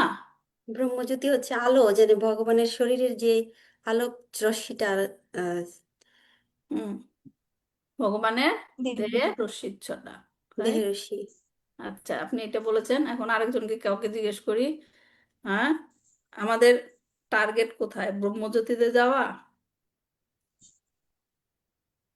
আচ্ছা, প্রথমে জিজ্ঞেস করি যে ভগবানকে বোঝার 3টা স্তর অনেকবার ব্যাখ্যা করেছি, 3টা স্তর কি কি? এই জিনিসগুলা মাঝে মাঝে ঝালাই করবেন, না হলে তো ভুলে যাবেন।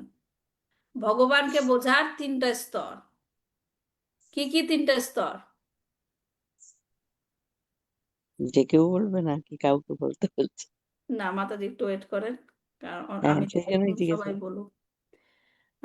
সুপ্রিয়া মাতাজি, সুচিত্রা মাতাজি, তাপসী মাতাজি, 3জনের মধ্যে একজন বলেন ভগবানকে বোঝার 3টা স্তর। অনেক উদাহরণ দিয়ে বুঝিয়েছি, 2টা উদাহরণ দিয়ে বুঝিয়েছিলাম, ট্রেন, গোলাপ জামুন বুঝিয়েছিলাম। 3টা স্তর কি কি ভগবানকে বোঝার? দেখেন, এই যে এই জন্যই তো বলি যে রিয়েলাইজেশন দরকার, উপলব্ধি করতে হবে, খালি শুনলে হবে না, মনে রাখতে হবে। বলেন, একবারে আস্তে আস্তে ভগবানকে বোঝা যাবে কি করে? আমি আজকে বলে দিব, এরপর লিখে রাখবেন, এরপর জিজ্ঞেস করলে যেন মনে থাকে। ঠিক আছে? ঠিক আছে মাতাজি, হরে কৃষ্ণ মাতাজি, ঠিক আছে, লিখে হ্যাঁ, রাখবেন। প্রথম স্তর কি? ব্রহ্মজ্যোতি, ব্রহ্ম যেটা বলে ব্রহ্মজ্যোতি। তারপর কি? পরমাত্মা। পরমাত্মা, তারপর ভগবান, ভগবান। পরমেশ্বর ভগবান। হ্যাঁ, পরম ব্রহ্মজ্যোতি হচ্ছে যে বললো শালক্কা মাতাজি, ভগবানের যে ধাম বা ভগবানের দেহের যে রশ্মিচ্ছটা আলো ব্রহ্মজ্যোতি দেখা যায়। হুম নির্বিশেষ কথাটার মানে কি, যেমন আমার শিল প্রভুপাদের প্রণাম মন্ত্রে পড়ি কি, নির্বিশেষা শূন্যবাদী পাশ্চাত্য দেশা তারিণে, মানে কি লাইনটার অর্থ? রত্নগর্ভা মাতাজি, প্রভুপাদের প্রণাম মন্ত্র আমরা প্রত্যেক দিন পড়ি, রাইট? প্রভুপাদের কেন কোডিফাই করা হয়েছে? নির্বিশেষা শূন্যবাদী পাশ্চাত্য দেশা তারিণে, মানে কি লাইনটার? পাশ্চাত্য দেশ বলতে মানে ইন্ডিয়ার বাইরে যেটা আর কি বলছে, হ্যাঁ, কিন্তু যারা আমার ইউরোপ, পয়েন্টটা ছিল নির্বিশেষা হ্যাঁ নির্বিশেষ শূন্যবাদী। মানে যারা আর কি ওই ভগবানকে একেবারেই বিশ্বাস করে না, ভগবান বলে কিছু নেই, শূন্য, মানে তারা ভাবে যে এই শূন্যতে মিলিয়ে গেলে আমাদের মৃত্যুর পরে আর কিছু নেই, আমরা শূন্যতে মিলিয়ে যাই। হ্যাঁ, এটা হচ্ছে এক টাইপ। আর নির্বিশেষ মানে, নির্বিশেষ হলো যারা ওই ব্রহ্মজ্যোতিতে মিলিয়ে যেতে হ্যাঁ চায়। এই পয়েন্টগুলো মনে রাখবেন, মাতাজি বলছে, কিন্তু যারা বুঝতে পারছেন না তারা মনে রাখবেন কেন ছিল প্রভুপাদ, কি কারণে এসেছিল এই পাশ্চাত্য দেশের, হ্যাঁ ইন্ডিয়ার বাইরে বা পাশ ওয়েস্টার্ন কান্ট্রিতে, যারা নাকি দুইটা জিনিস বিশ্বাস করে। একটা হচ্ছে কি, ভগবান হচ্ছে কি, ভগবান মানে কি ব্রহ্মজ্যোতি, হ্যাঁ ব্রহ্মজ্যোতি হলো হাইয়েস্ট। অথবা কেউ কেউ মনে করে কি, ভগবান ভগবান বলে কিছু নাই, সবকিছু শূন্য থেকে আসে, শূন্যতে মিলিয়ে যায়, শূন্যবাদী। তো এইরকম দুই ধরনের আছে, নির্বিশেষবাদী, শূন্যবাদী। তাদেরকে এই ধারণার থেকে উদ্ধার করার জন্য, তারিণে, রাইট, এদের থেকে উদ্ধার করার জন্য তিনি এই পাশ্চাত্য দেশে এসেছিলেন। তার মানে যার কথা আমি বলছি, পরমাত্মা, সরি ব্রহ্মজ্যোতি, হ্যাঁ অনেকের সে ধারণা থাকে ব্রহ্মজ্যোতির উপর আর কিছু নাই। এটাই হচ্ছে কি হাইয়েস্ট হুম। গোল, হাইয়েস্ট গোল। আমি যখন এই পিচিং করা শুরু করি, প্রথম দিকে একজন এরকম বলেছিল, এটা আমি কখনো বলবো না, তার মধ্যে কি যে হ্যাঁ কৃষ্ণ তো লীলা করে বৃন্দাবনে, কৃষ্ণকে চোখে দেখতে পারি, মানে আমরা অনুভব করতে পারি, কিন্তু ব্রহ্মজ্যোতি তো আরো অনেক বড়, তাকে তো ধরাই যায় না। তার মানে কৃষ্ণের উপরে ব্রহ্মজ্যোতি। আন্ডারস্ট্যান্ডিংটা দেখেন কিভাবে তারা আন্ডারস্ট্যান্ডিং করে। বুঝতে তাদের কাছে পারে। এরকম ব্রহ্মজ্যোতি হচ্ছে সর্বোচ্চে। ব্রহ্মজ্যোতিতে আমি ওইখান থেকে এসেছি, ওইখানে মিলিয়ে যাব, এই হচ্ছে আমার গতি, গোল। এই হচ্ছে আমার গতি। কিন্তু এটা হচ্ছে ভুল আন্ডারস্ট্যান্ডিং। প্রথমে হচ্ছে কি ব্রহ্মজ্যোতি, আমি নেক্সট ক্লাসে আপনাদেরকে চার্টটা দেখাবো, তাহলে বুঝতে পারবেন। ব্রহ্মজ্যোতি, তারপরে কি হচ্ছে পরমাত্মা রিয়েলাইজেশন। পরমাত্মা কোথায় থাকে? আমাদের হৃদয়ে। মাতাজি আমাদের অনিদের হৃদয়ে, বলতে দেন। পরমাত্মা কোথায় থাকে সুপ্রিয়া মাতাজি? আমাদের হৃদয়ে হৃদয়ে, মাতাজি। আমাদের হৃদয়ে। আমাদের হৃদয়ে। তাহলে ব্রহ্মজ্যোতি রিয়েলাইজেশন হলো, তারপর রিয়েলাইজেশন, নেক্সট রিয়েলাইজেশন হলো পরমাত্মা। পরমাত্মা, পরমাত্মা, যেটা নাকি হাইয়েস্ট রিয়েলাইজেশন কি, ভগবান। ভগবান, ভগবান কোথায় থাকে? গোলক বৃন্দাবন। গোলক বৃন্দাবন। এবং সেই ভগবানের রিয়েলাইজেশনটা, আমাদের টার্গেট কি ভগবানের কাছে পৌঁছানো। সেখানে গিয়ে কি করব, শুধু ভগবানের সাথে দেখা করে চলে আসবো? না, সেবা করব। সেবা করব। সেবা সেবা করব, করতে হবে। এটাই হচ্ছে ভক্তদের টার্গেট। হ্যাঁ, ভক্তরা শূন্যে বিলীন হয়ে যেতে চায় না। ব্রহ্মজ্যোতিতে বিলীন হয়ে গেলাম, আমার কোনো অস্তিত্বই থাকলো না। বিলীন হয়ে গেলে অস্তিত্ব থাকে না, না। না। তাহলে সেখানে কি করব, সেখানে কি মজা আছে? কিছুই তো নাই, আমার অস্তিত্বই তো নাই। তারপর পরমাত্মা রিয়েলাইজেশন, তারপর হচ্ছে কি ভগবানের রিয়েলাইজেশন। যেমন ধরেন একটা উদাহরণ আমি এর আগে দিয়েছিলাম, যে মাতাজিদের জন্যই যখন নাকি আপনারা গর্ভবতী আমরা হয়েছিলাম, প্রেগনেন্ট হয়েছিলাম, আমাদের বেবি আমাদের পেটে ছিল, রাইট? কিন্তু হ্যাঁ আপনার পেটে বেবি ছিল, তার সাথে কথা বলতেন, হ্যাঁ, কিন্তু তাকে যখন খাওয়াতে ইচ্ছা করতো কোলে নিতে পারতেন? মনে না, হতো যে ও বের হবে, আসলে ওকে নিয়ে আদর করতাম। সেই যে একটা আনন্দ, প্রেগনেন্সি অবস্থায় একটা আনন্দ থাকে, কিন্তু আপনি তাকে ধরতে পারছেন না, রাইট? অনুভব করছে। হ্যাঁ, কিন্তু ধরতে অনুভব পারছি না। করছি কিন্তু তাকে ধরতে পারছি না। কিন্তু সেই বেবিটা যখন বর্ন হয়, তখন কিরকম আনন্দ, তাকে কোলে নিতে পারছেন, তাকে স্নান করাতে পারছেন, তাকে খাওয়াতে পারছেন, সে খেলা করছে, আচ্ছা হাসছে, দেখে আপনার মন ভরে যাচ্ছে। এই দুইটার মধ্যে আনন্দ কোনটা সর্বোচ্চ? যখন ওটা রিয়েলাইজ যখন করে ধরতে যখন পারছে স্পষ্ট। হ্যাঁ, তার মানে কি, এই যে বেবিটা বর্ন হলো, সেখানে দুইজনের অস্তিত্ব থাকলো, মাও আছে, বেবিও আছে। তখন সেখানে আদান প্রদানের মাধ্যমে যে আনন্দ, সেটা হচ্ছে কি সর্বোচ্চ। এখন ভগবানের নাম শুনছি, ভগবানের বসে, যেমন ধরুন অল্টারে গেলে আমরা যখন সেবা করি তখন একটা আলাদা অনুভূতি, ভগবানকে ধরতে পাচ্ছি, ভগবানকে ড্রেস ছাড়াচ্ছি, রাইট? তো সেই রকম আনন্দ পেতে গেলে অস্তিত্ব থাকতে হবে দুইজনেরই। এখন শুধু ভগবান থাকলো, আমি ভগবানের মধ্যে বিলীন হয়ে গেলাম, আমার অস্তিত্ব নাই, আমি কি আনন্দ পেলাম? না, বলেন, পেলাম? না। কিন্তু ভক্তরা সেইটাই চায়, যে না ভগবানও মাতাজি। থাকবে, আমিও থাকবো, এবং আমি ভগবানকে সেবা করে অপ্রাকৃত আনন্দ। অনুভব করি। এমনকি ভক্তরা সেইটাও চায় না, যে সেটাও তাদের টার্গেট থাকে না যে আমি গোলকে যাব, গোলকে গিয়ে ভগবানের সেবা করব। বুঝতে পারছেন? তাদের টার্গেট থাকে আমি যেইখানেই থাকি না কেন, আমি যেইখানেই থাকি না কেন, সেটা নরক হোক, নিত্য ভগবান অপ্রাকৃত থাকে। রাশির আস্বাদন যেটা বলছিলেন, হ্যাঁ, গত ক্লাসে বলছিলেন যেটা নিত্য অপ্রাকৃত রাশির হ্যাঁ, আস্বাদন। আমি যেইখানেই থাকবো, আমি যেন সেবা করতে পারি ভগবানের, ডাজেন্ট ম্যাটার। সেইখানটাই তারা গোলকধাম হিসাবে মনে করে হ্যাঁ, আর কি, যেখানে ভগবান রিয়েলাইজ। আছে সেইখানেই গোলকধাম, যেখানে ভগবান আছে সেইখানেই গোলকধাম। হ্যাঁ, এটা আমাদের চৈতন্য মহাপ্রভুর থেকে শিক্ষা। কি বলেছেন চৈতন্য মহাপ্রভু? কি বলেছেন চৈতন্য মহাপ্রভু? মম জন্মনি জন্মনি জন্মনীশ্বরে জন্মনীশ্বরে ভবদাত আহ, ভক্তি হইত। ভগবতার দক্ষিণ অবতার হুম, ভক্তির আমার কোনো সমস্যা নাই, এই জন্মের পর আরেকটা জন্ম হলো, ওই জন্ম, কারণ ভগবদ গীতায় কি বলেছেন, আমরা জন্ম মৃত্যুর চক্রে বন্দী, রাইট? এই জন্ম মৃত্যুর চক্র থেকে বের হতে হবে। কিন্তু যেটা পেয়েছি, পেয়েই তো গেছি, রাইট? সেইখান থেকে ভালো কিছু করার চিন্তা করব, রাইট? তো জন্ম হোক আমার, চৈতন্য মহাপ্রভু সেটাই শিখিয়েছেন, জন্ম হোক আমার, আরো হোক জন্ম, আরো হোক জন্ম, কোনো সমস্যা নাই, কিন্তু আমি যেন প্রত্যেক জন্মেই তোমার প্রতি আনকন্ডিশনাল ভক্ত চরণে হতে সেবা পারি, করতে তোমাকে পারি। সেবা করতে পারি। তো এই কথাগুলো যখন আমরা বুঝি, তখন আমরা দুঃখালয় এই জড়জগতে আছি, সেটা নিয়ে কি এটা আর আমাদের মনে মাথা হয়, ব্যথা হওয়া উচিত? সেটার না। মনে হয় না আর কি, যখন এটা তখন ওই আমাদের যে মাথা ব্যথা হওয়া উচিত নয়। আমি যেখানেই আছি, আমি আমার কর্মের ফলে সেটা পেয়েছি, কিন্তু আমি ভগবানের সেবা করে যাব, তখন কি আর কোনো কিছুতে দুঃখ বোধ হবে? না। না মাতাজি।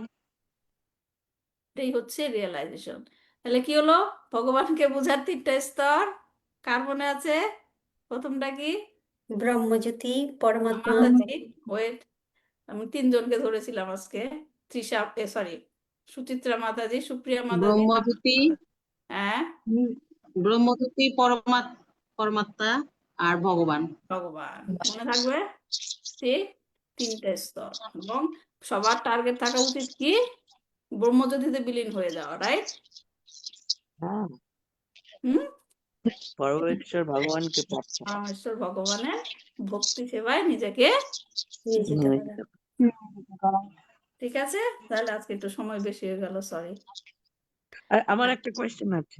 হ্যাঁ মাতাজি বলেন। আচ্ছা, এই যে পরমাত্মা আমরা হৃদয়ে অনুভব করি, এটার সঙ্গে ফার্স্ট একটা কানেকশন হয় হৃদয়ে অনুভব যখন করে। হ্যাঁ, যেমন আপনি বেবি আর আনবর্ন বেবি এবং মার যে সম্পর্ক, কানেকশনটা হয়, হুম, সেই কানেকশনটার কথা হয় এই পরমাত্মাতে। হ্যাঁ, হ্যাঁ, তারপরে তখন ওই আর কি পরে ওই যেটা বললেন, যোগ্যতা অর্জন করার পর হাত ধরে উনি এগিয়ে নিয়ে যান, হুম। মানে উচ্চ রহস্য আর কি। যেমন ধরেন আপনি প্রেগনেন্সি পিরিয়ডটাকে আপনি তপস্যার মধ্যে ধরতে পারেন, হুম 9 মাস যে আপনি চেষ্টা করছেন তাকে পাওয়ার জন্য, তারপরে যোগ্যতা মানে কানেকশন হলো একটা বেবির হ্যাঁ সঙ্গে, যে হ্যাঁ বন্ডিং হলো, এবং তারপরে যেই আমি মানে ওই বেবিটাকে ধারণ করার যোগ্যতা অর্জন করলাম, তখন তাকে আর কি হ্যাঁ করতে এটা আমি পারলাম। একটা উদাহরণ দিয়ে বোঝানোর চেষ্টা করেছি যে হুম কিভাবে হুম আনন্দটা কিভাবে পাওয়া যায়, অপ্রাকৃত আচ্ছা, আনন্দ। এর মধ্যে ওইটা আছে না, সম্বন্ধ আর সন্নিধিনী? হ্যাঁ সেটা হচ্ছে আরেকটা স্টেপ, সেটা হচ্ছে অন্য অন্য ডিসকাশন।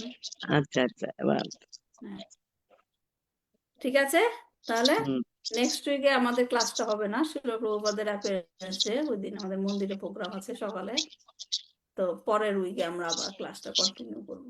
তো সবাইকে আগাম জন্মাষ্টমীর শুভেচ্ছা, শিল প্রভুপাদের আবির্ভাব দিবসের শুভেচ্ছা, সবার জন্মাষ্টমী সুন্দর হোক। আশা করি, ভগবানের কাছে প্রার্থনা করি যে সবার জন্মাষ্টমী পূর্ণ কৃষ্ণ ভাবনামৃত হোক। আপনারা দিনকে এটা হ্যাঁ আমাদের জন্য আপনি করবেন, হ্যাঁ প্রার্থনা করবেন।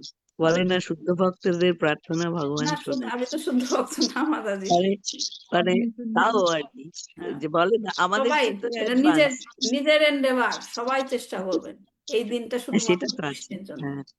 এই দিনটা শুধুমাত্র কৃষ্ণের জন্য, কৃষ্ণের সাথে যুক্ত হওয়ার চেষ্টা করবেন। একটা সুযোগ। অনেকে ভাবে যে সারাদিন উপবাস করেছি আমার দিয়ে আর কোনো কাজ হবে না, আসলে উপবাস করে যদি, ফাস্টিং করে যদি ভগবানের কাজ না করা হয়, তখন সেই উপবাসটাকে কি বলা হয় জানেন? ইন্দ্রিয় তৃপ্তি দিই, অস্থির যে স্নান। কৃষ্ণ শরীরের ওজন বিরোধী কমানোর আচরণ। জন্য একটা চেষ্টা। হ্যাঁ, হ্যাঁ কৃষ্ণ তাহলে কি বিরোধী। করতে হবে? সারাদিন উপবাস করলাম, সকাল থেকে উপবাস করছি, এজন্য আজকে আমার কাজ কাম কম করতে হবে, রেস্ট নিতে হবে, সেটাই উদ্দেশ্য। না, দেখেন না। ধরেন যে আমার কাছে, আমি যেটা রিয়েলাইজ করি যে সারাদিন উপবাস থেকে যদি আমি ভগবানের কোনো কাজ না করতে পারি, তার থেকে আমি লোয়ার টাইপের ফাস্টিং করে ভগবানের কাজে নিযুক্ত থাকবো, সেটাতেই ভগবান খুশি হবে। আমি সারাদিন উপবাস করে শুয়ে থাকলাম বেডে, চ্যান্টিংও করলাম না, ভগবানের নামও করলাম না, সেইটার থেকে কিছু খেয়ে, হ্যাঁ উপবাস যদি করতে না পারেন, ভগবানের সেবা করা শারীরিক অনেক ভালো। সমস্যার জন্য করতে না পারেন, সবচেয়ে বেশি বড় টার্গেট থাকা উচিত কি? সেবা। ভগবানের সেবায় নিযুক্ত থাকা, তাই তো? সেইভাবে চেষ্টা করুন দিনটা ভগবানের জন্য। এবং নেক্সট ডেটাও, যেটা নাকি শিল প্রভুপাদের অ্যাপিয়ারেন্স ডে, কারণ শিল প্রভুপাদ ছাড়া আমরা এত কিছু বুঝতাম না। শিল প্রভুপাদকে ছাড়া আমরা এই পর্যন্ত ভগবানের কাছে যতটুকু যেতে পেরেছি, সেটাও জানতে পারতাম না। জানতে সম্ভব পারতাম। হতো না। তাই জন্য জয়পতাকা মহারাজ লিখেছেন ওনার গানটা, ওনার প্রতি মানে হুম গ্র্যাটিটিউডটা নিয়ে যে গানটা হ্যাঁ লিখেছে, যদি প্রভুপাদ না হইতো তবে কি হইতো। কিচ্ছু সম্ভব হতো না। এত সুন্দর করে ব্যাখ্যা দিয়ে ভাগবতমের পার্পট লেখা, তাৎপর্য লেখা, চৈতন্য চরিতামৃতের ব্যাখ্যা দিয়ে লেখা পাওয়া যেত? সম্ভব। আমরা কিন্তু একটা জিনিস আমি লক্ষ্য করেছি, যে আমরা বাঙালি হয়ে আমরা এইসব যত না বুঝি, আমেরিকান এবং ওয়েস্টার্ন কান্ট্রিজ লোকেরা বেশি, কিন্তু ইউরোপিয়ান ওয়েস্টার্ন কান্ট্রিজ তারা মানে এই মানে ডিপলি নিয়েছে ওটা, এবং তারা বেশি রিয়েলাইজ করতে পারে। হ্যাঁ সবারই করা উচিত মাতাজি। আমরা তো আমাদের, এই জন্যই তো উনি পাশ্চাত্য থেকে আরম্ভ করেছেন, তারপরে গিয়ে ইন্ডিয়ায় ঠিক গিয়েছে। আছে তাহলে মাতাজি, লেট হয়ে যাচ্ছে বাংলাদেশের জন্য সবার। হ্যাঁ, হরে কৃষ্ণ। वाञ्छाकल्पतरुभ्यश्च कृपा सिन्धुभ्यैव च पतितानां पावनेभ्यो वैष्णवेभ्यो नमो नमः। श्री श्री चैतन्य चरितामृत की जय, श्रील प्रभुपाद की जय, निताय गौर प्रेमानंदे, हरि हरि। হরি হরি বল। हरे कृष्ण। হরে কৃষ্ণ হরে মাতাজি। কৃষ্ণ মাতাজি। हरे कृष्ण। আবার ধন্যবাদ, আপনি এতটা সময় দিয়ে আমাদের এই যে এক্সপ্লেইন করছেন, আমাদের বুঝতে সুবিধা হচ্ছে। আপনাদের কৃপা থাকার ফলেই হচ্ছে।